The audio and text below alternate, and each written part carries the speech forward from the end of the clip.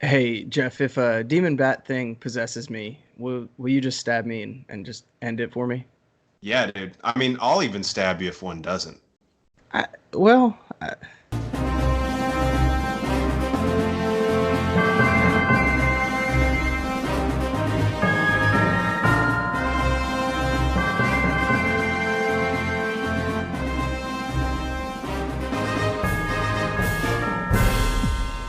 Hello and welcome in to the Bro Force Squad podcast. This is our review of the season 6 finale of Agents of S.H.I.E.L.D., and we're just a bunch of bros drinking beer and watching TV and movies. I'm your host, Jeff Hornacek.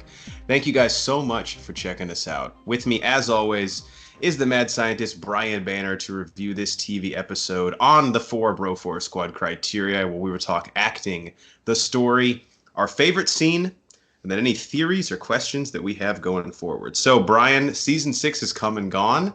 A shortened season because it was in the summer now, and although it had some ups and downs, I think it generally ended on a positive note for me. So, before we get into acting, what are your just general consensus of how this season ended?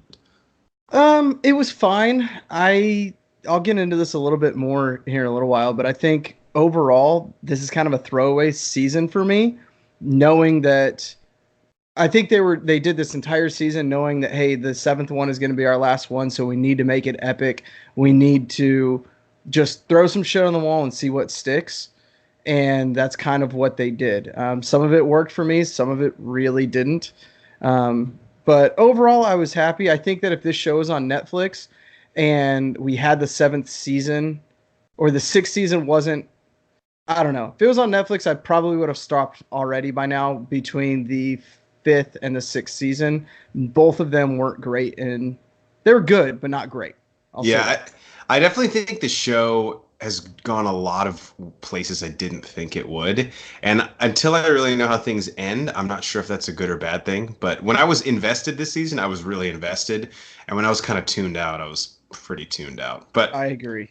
we'll get into that here in a second. All right, so the acting and cast. Now we're going to do episodes 12 and 13, The Sign and New Life, just kind of as one episode because they aired back to back and I watched them back to back. So I'm sure you did the same. I So did. acting and cast in these two combined episodes, who stood out positive or negative for you? So I talked about this last episode, Clark Gregg. This is the first time, though, that I actually felt him as a bad guy or as a villain. Now, it took him 11 and a half episodes to get to that point, and I don't know if that's a good thing or a bad thing or just a result of the writing or because he's so good at Phil Coulson. It took me that long to not look at him as Phil Coulson. But this episode, or these two episodes, I thought he did a really, really good job. Everything with him and Izell and May was fantastic. And speaking of May, Ming Na Wen was absolutely fantastic. Yep. She delivered for somebody that already fights at heavyweight. She's again punched above her weight class. She obviously is great at all the fight scenes and the choreography, and there was some stuff with her and Izell that I thought was really good. But then she delivered on an emotional level several times that coming from her, who has been able to do that in the past, didn't know she was capable of doing. So, tip of the hat to her. I thought those two in particular stood out, which I really don't like talking too much about the main characters and the staples that have been there since day one, but sometimes you just can't not do that. Ming Na Wen got, especially the last two episodes with the Coulson stuff, like her reminiscing about Coulson, they really gave her a nice little cherry on top this episode. She had some shit to do, which Yeah. was cool.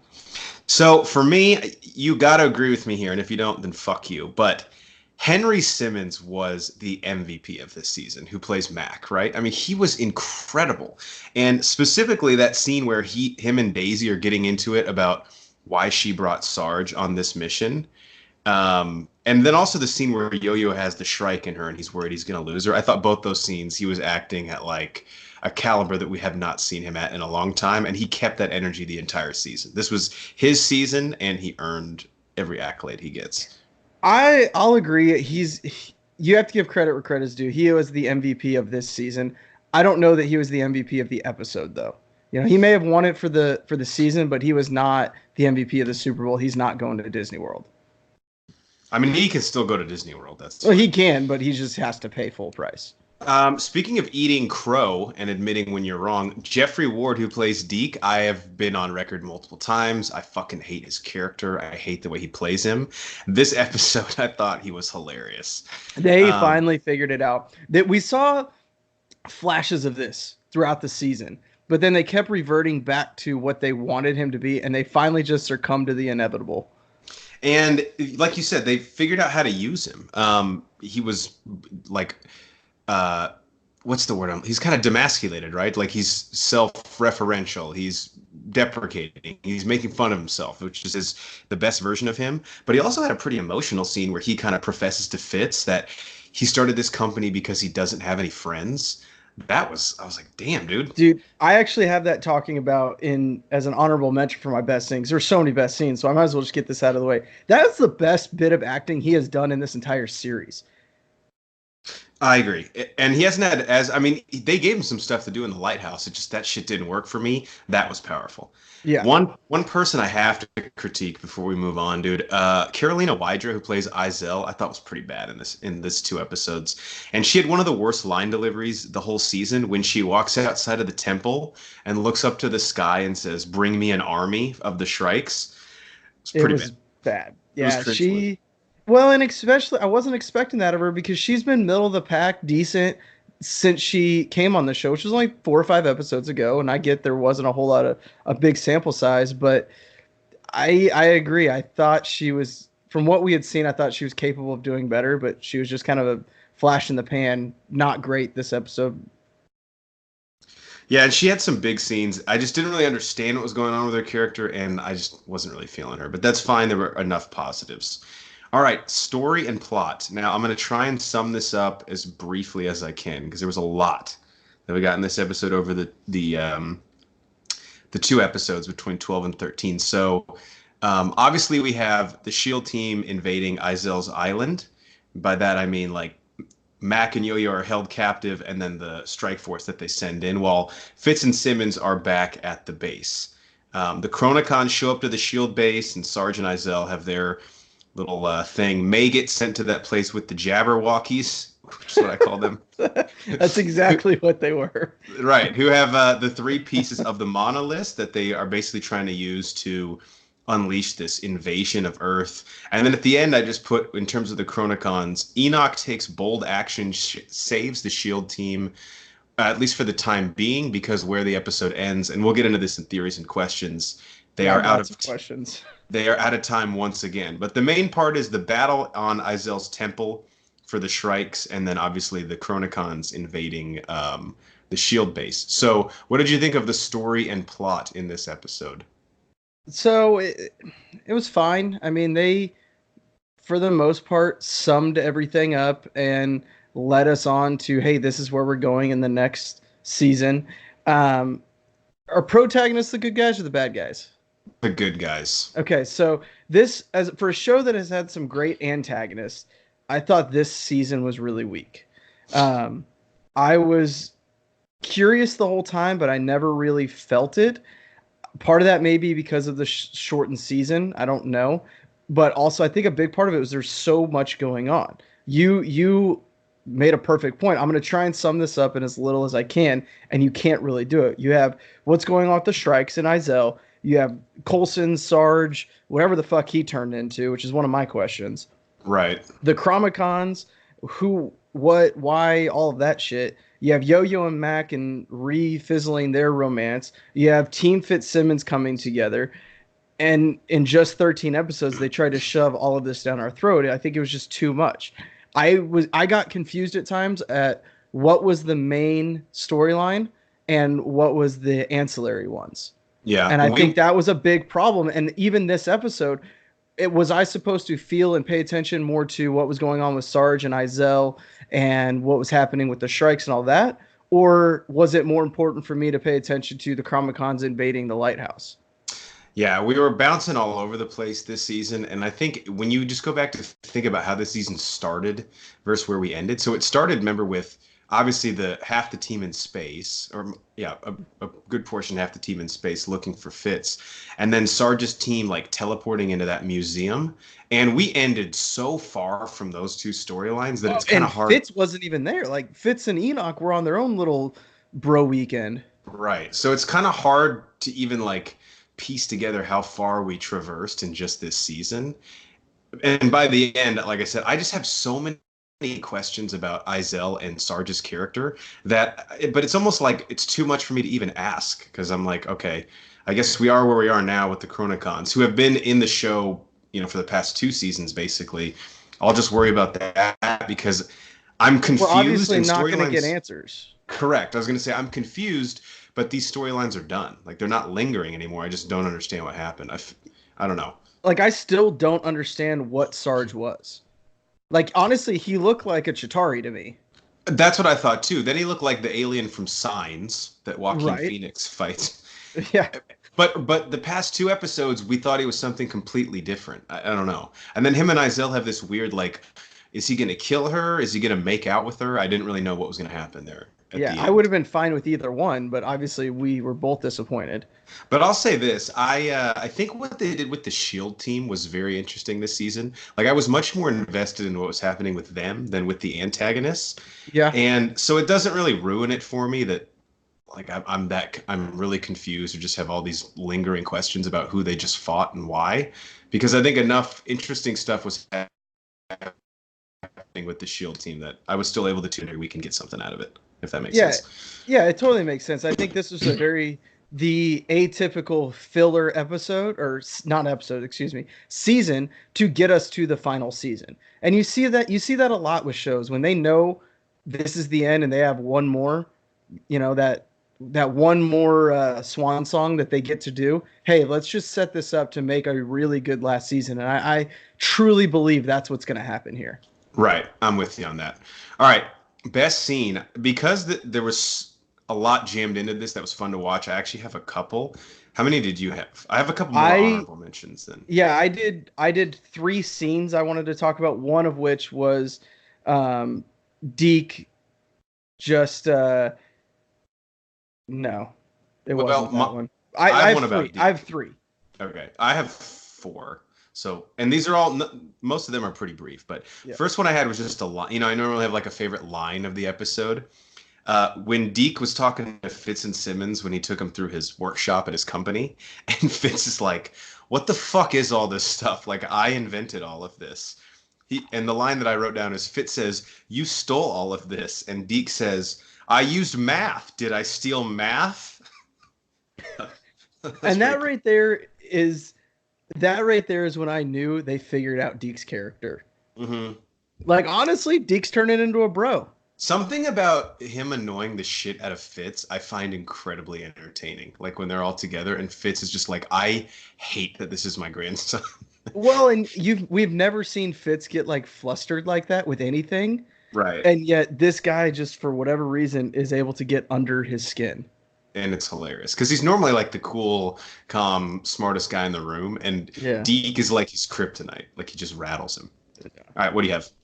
All right. So, kind of right at the end of that scene right there, when Deke has the jump drive and he's walking around, everything's fun, and he's using that time, and he's just kind of laying it all out there for Fitz and Simmons that, like, hey, I am lonely and I came here and you guys are my grandparents, you guys are family, and you guys don't even like me. Again, best acting that Jeffrey Ward has done, but that Yeah. scene I thought was really really good, and you kind of see that trickle down later on when Fitz and Simmons are talking to him over the radio. Fitz starts to get angry and he's like, "Hold on, no, I'm gonna stop and actually help him." And I thought that was a really really good scene just for character development of two extremely established characters and one that they're finally figuring out. Really enjoyed that scene. Yeah, he had that line, I think I said out loud like, "Damn, Yeah. I'm sorry." I almost felt bad for hating on his character so much. A scene that I had, there were two really good action scenes, three actually that I want to talk about. But the first one was when the Chronicons first came in and stormed the Shield base. That was pretty fucking cool. They're like That shooting was and cool. killing Shield agents, and they go from operating in the control room to like basically having to hide in their own base from these guys who are hunting them down. I just thought that was a really cool visual, especially when they showed up. It kind of gave me an homage to Endgame when all the respective Sanctum Sanctorums are teleporting in all the people to help fight with Cap. Yeah, I was just about to say when they teleported in and like you see the first dude, and then all of a sudden there's like 10 of them behind him and in front of him, the way they kind of zoomed out and they just kept coming. I was like, all right, that was really good CGI work first, and just a really cool visual of how they worked the camera on that scene. And it was cool because the Shield team you felt like was kind of starting to get a handle on the situation, and then the Chronicons show up, and you're like, God damn it! Like we almost had this thing figured out. Now we have to like retreat and can't help Mac and them. Yeah. What else did you have? All right. So again, kind of talking about the CGI, which we've talked about it this season and really this show since Ghost Rider showed up. CGI has been absolutely out of this world incredible. Very good. But the scene at the end of the episode 13, when Daisy is just quaking the shit out of Sarge and takes Coulson's body away and he turns into the Chitari monster thing that, again, I don't know what it is. That CGI was incredible. The choreography for all of that, the emotion. You have Yo-Yo about to die, which I'm still disappointed that she didn't. You have Mac fighting Sarge, and that was great fake fight scene from Coulson, who we know that's not his, or Clark Gregg, which we know that's not his strong suit. But that whole scene, and then top it off with the fantastic CGI, the cool little I'm gonna slice him in half with the sword slide thing that Mac did. That was sick. Yeah, that was good. The one thing I was wondering in that scene, so this, I don't know, the skin that he had that was like fading away, did this guy like find Coulson's body and possess it, or did he just take shape of someone that he knew he could exploit the Shield agents in? Because they kind of didn't.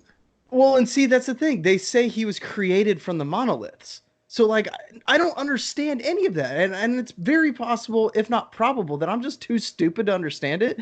But, like, dude, it's a show on ABC. I shouldn't have to think about it this hard. If it was on, like, HBO or, like, AMC, okay, I got to think a little bit more. It's on ABC. It's not on you because there are so many things that they just never touched on again, like him having Coulson's actual DNA still doesn't make sense to me. But I think I'm just gonna have to, maybe Trend Pimp can help us out, but I'm just gonna have to flip my hands up in the air and say I don't know. Two quick things I want to mention for best scene before we move on to the end. Yo-Yo shooting those three zombies in slow motion was really fucking cool. That was cool. And I didn't know she could even do that. Even Sky's is like, or I guess Daisy. It's like, I didn't know you could do that. Yeah, and that was a cool line too. She was like, I don't have to run fast to slow time down or whatever she said. Like that was a pretty cool line. And again, yeah, that was absolutely incredible CGI and just visual work. I, in general, dug the zombies this episode. I know they kind of made a mockery of them, but I thought they were like a fun foil. Like anytime you have zombies that run fast, I'm in. Yeah, when Deke had to pull the reversey and he bit the zombie, that was laughing pretty hard at that too. Did you think that was going to come back and bite him, like he was going to turn into a zombie now? I was wondering that. So. But they were playing his character for laughs so much in the episode. I was like, I don't think they'll do anything like serious with him. Yeah. Or like anything bad would happen. And then the last thing I got to mention, and you kind of touched on this earlier, the May fight against Izel in that other dimension where like you can't die. That was really fucking cool and incredibly choreographed. Absolutely fan. Dude, when Izel split her knife thing into two, I was like, oh, shit is going down. Right. She had some cool uses of that too. Like she was pretty skilled with it. May had some great lines there where she was like, what was the line she said about like the people? She's like, they're about to teleport in my army, and May's basically like, I fucking killed them. Like, what are you talking about? Yeah. The last thing that I have as well is, which was probably hands down by probably a large margin, when you had Coulson, Sarge, Chitari zombie guy sitting there, and basically you had May and Izel telling him, like, pleading their case to him, like, hey, go my way, go my way. That scene was absolutely phenomenal. I thought everybody delivered those emotional beats perfect, and then I didn't see it coming. Maybe that was naive of me, that Sarge was gonna kill May, but or stab May, not kill May. But like, can you imagine if we had to go a week in between the two episodes and that was what they left us on? That'd be tough. Although, and I guess we'll get to this in theories questions, but I'm kind of mad they pussied out twice in terms of killing Oh, Yo-Yo I and May. They didn't kill either I of them. definitely have some words on that. All right, let's just move on right on to it then. Theories and questions for the end of season 6 and going into the very last season of Agents of Shield. I have two kind of joke things I want to ask. First off, how used does Flint feel? And for an audience, how convenient. It's just too fucking easy, right? They bring in the only guy who can assemble the monoliths for one episode, then he gets hurt and flown to a base, and they travel backwards in time, so he's not coming back again. It's just like, that's ridiculous writing, I feel like. Well, it's not only that. I don't think it's ridiculous writing. I think they're like, this is going to be really good. The problem was the actor was so fucking bad. They're like, God damn it, we actually have to do this. It's the only thing we can do. I bet they sat around for hours around the writing room table going, how can we avoid bringing this guy back? And they came to the conclusion that they can't. He did not get any better from last season to this season. And I guess I'm a little confused too. Like, why was he a manifestation of any of the fears that Yo-Yo and Mac had? Like, they're not afraid of his powers. I don't know that he was a manifestation of their fears. I think they like. I thought I he don't was the, see the again. I fear don't fucking dimension get is. it. Yeah. I don't get it. I don't We're understand. too stupid to get this show. The second thing I had, it's just a question, not really, it's more of a statement, but why is Giselle dressed like a backup dancer for Shakira? I don't know, but when she like started to undress and change into her robes, I was like, really? They're showing this? And then they didn't, and I was like, that makes sense. I mean, I wasn't complaining. No, not at all. I was a little surprised. All right. I mean, I don't have much just because, again, I'm so confused by the ending. I'm excited about where this is going in season 7. So I'll turn it over to you, and then I'll just close with the one thing I had. All Any right. theories or questions you had, either ending this or going forward in the last season? So one again is kind of more of a statement. I wish they would have actually killed somebody, whether it be May or Yo-Yo, either one, because they really haven't killed a main character off in a while, like somebody that we actually care about. And even Grant Ward, it took him like 3 tries to actually follow through on it. Right, and that's telling me either nobody's gonna die in the last season, or they're gonna start to kill these people off, and it's gonna fucking hurt every episode. It's gonna hit us like a fucking freight train. So I don't know which way they're going. I'm leaning more towards nobody's gonna actually die, except for they might actually kill Coulson. Because this is like the 4th time they've tried to kill Coulson. Yeah, Even mean, if the you LMD thing, the LMD thing to me feels a little lazy. But we'll get to it here in a minute. My question is, what actually is Sarge? We talked about this a little bit before, but like, I don't get it. Like, was he? I don't know what he is. Why did he come to Earth now? What was his motivation? Yeah. Why? Honestly, I still don't know why he was trying to kill Izel the whole time. Like, I don't understand all of that, which is just reinforced my point of this was a filler season. They just, hey, we're gonna throw some fighting. We're gonna keep the team apart, bringing them together. We're gonna give you some puffy drug things, and we're gonna get to this last season and put all of our effort and money and time into that, as opposed to this. Yeah, I don't know. I think I need to marinate on it because I don't really understand the villain. I feel like we had so many. They yanked us back and forth so much between what Sarge was and wasn't that even the resolution, I'm like, this wasn't even any place I thought it was going.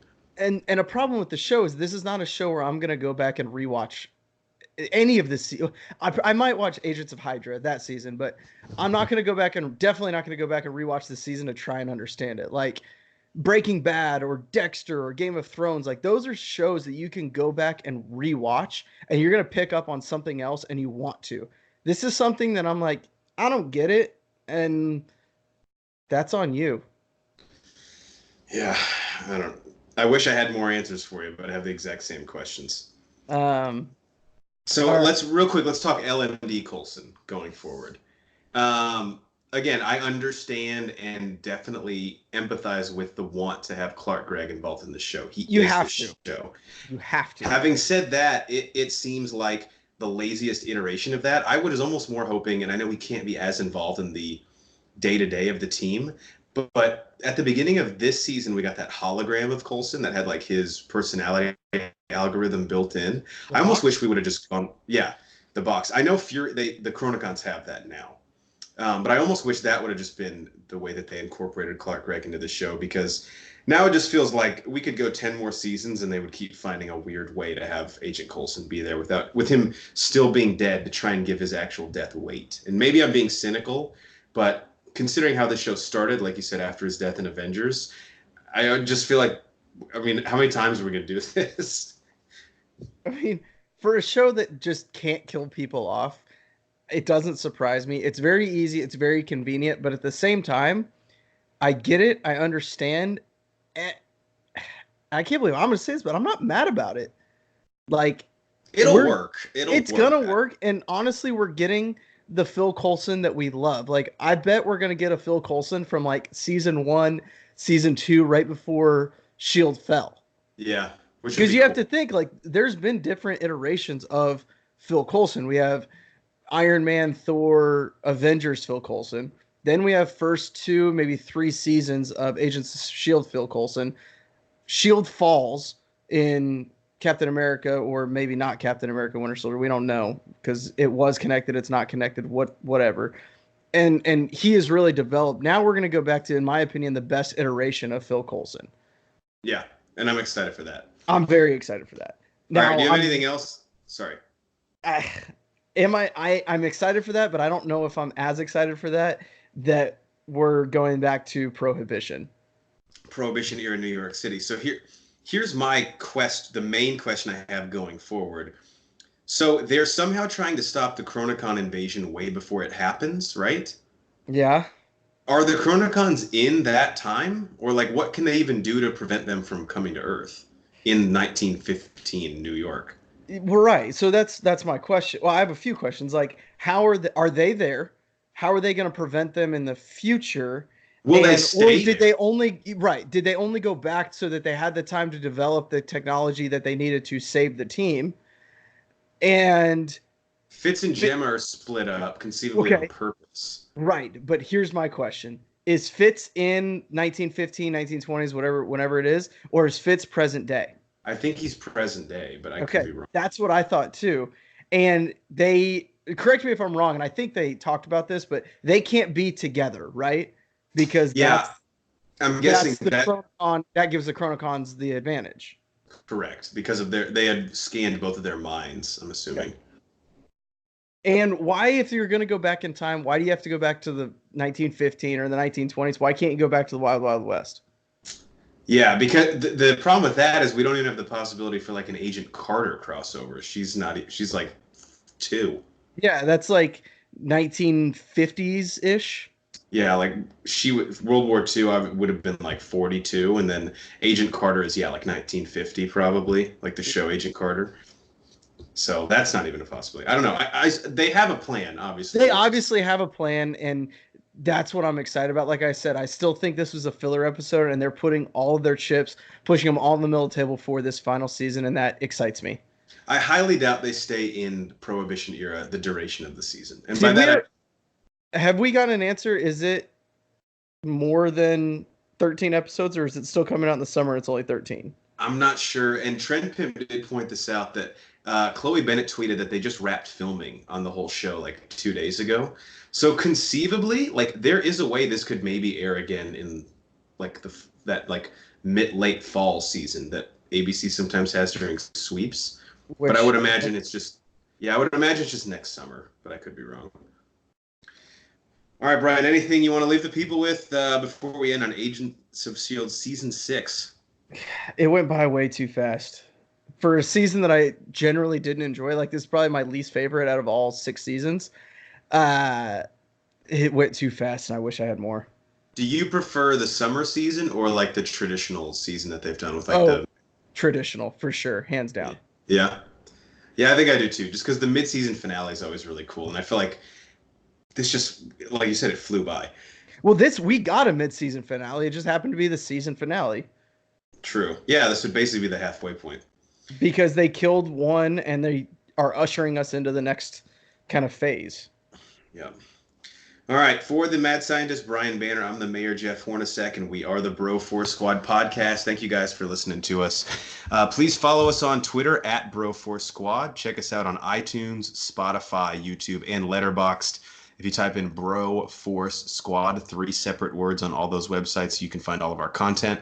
And everything we do, we post on our website, broforcesquad.com. Till next time, we will catch you for season 7 and the end of Agents of S.H.I.E.L.D. Enoch's voicemail. How much do you think? How many voicemails do you think he has that he hasn't listened to? Honestly, I think he's pretty diligent. He probably has 3. That's true. He keeps up on it. He's probably one of those guys that has like 8,000 unread emails. Oh yeah, there's no way he doesn't have unread emails.